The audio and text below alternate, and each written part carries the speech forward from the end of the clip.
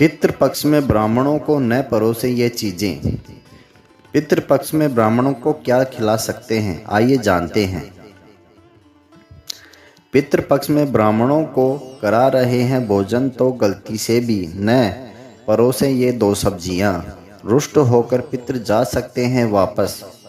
पितृपक्ष में पितरों का तर्पण, पिंडदान, श्राद्ध आदि किया जाता है। मान्यता है कि पितृ इस दौरान पृथ्वी पर आते हैं। ऐसे में लोग अपने पूर्वजों का आशीर्वाद पाने के लिए उन्हें तृप्त करते हैं। कुछ लोग ब्राह्मणों को भोजन कराते हैं, लेकिन जानकारी न होने से वे भोजन में ऐसी चीज़ें परोस देते हैं जिससे पितृ नाराज हो जाते हैं।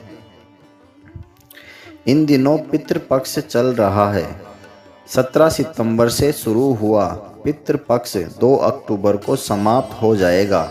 आमतौर पर 15-16 दिनों तक होता है पितृपक्ष, जो भाद्रपदा पूर्णिमा से लेकर कार्तिक अमावस्या तक चलता है। मुख्य रूप से पितृपक्ष मृत पूर्वजों के सम्मान, उनकी आत्मा की शांति प्रदान करने और मोक्ष प्राप्ति के लिए मनाया जाता है। इन दिनों लोग अपने पितरों को सम्मान देने के लिए उनका श्राद्ध और तर्पण करते हैं। ऐसा माना जाता है कि इन दिनों में पूर्वज धरती पर आते हैं और पितरों के लिए तर्पण करने वाले परिवारों को आशीर्वाद देते हैं। जैसा कि आप जानते हैं कि पितृपक्ष में पितरों का तर्पण, पिंडदान, श्राद्ध आदि किया जाता है। मान्यता है कि पितृ इस दौरान पृथ्वी पर आते हैं। ऐसे में लोग अपने पूर्वजों का आशीर्वाद पाने के लिए उन्हें तृप्त करते हैं। इस दौरान ब्राह्मणों को लोग भोजन भी कराते हैं ताकि पितरों की आत्मा को शांति मिले, उनका आशीर्वाद प्राप्त हो और वे प्रसन्न होकर यहाँ से लौटें।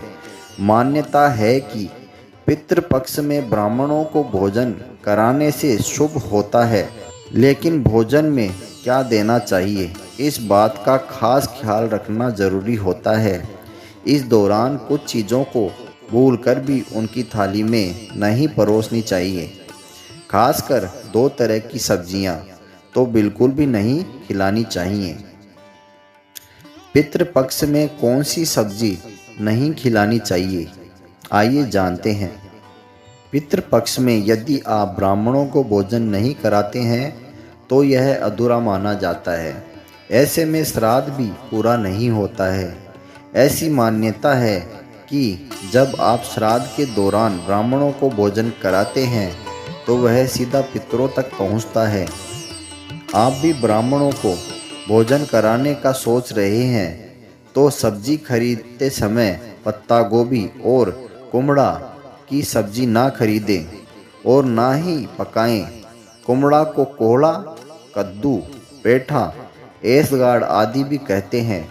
आयुर्वेद में बेशक कुमड़ा के पौधे को औषधीय माना जाता है, लेकिन पितृपक्ष के दौरान ब्राह्मण भोज में इन दोनों की सब्जियों को शामिल करना शुभ नहीं माना जाता।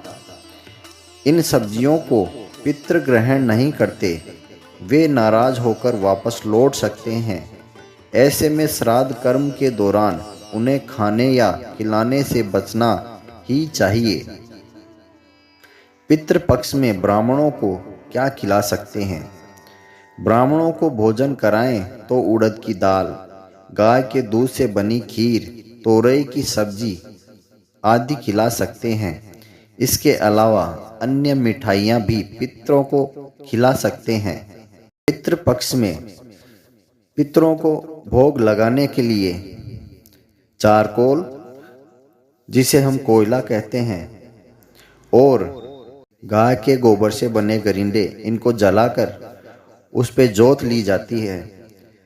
जोत में भोग लगाते समय इस बात का ध्यान जरूर रखें कि भोग लगाने में मिठाई, खीर और पूरी, उसके साथ में गाय का देसी घी, इसका उपयोग करें। इन सभी का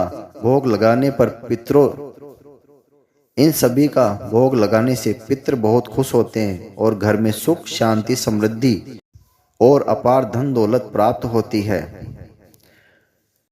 जोत लगाने में सब्जी का प्रयोग ना करें। सब्जी का भोग लगाने से पितृ नाराज होते हैं और घर में और कलह होता है।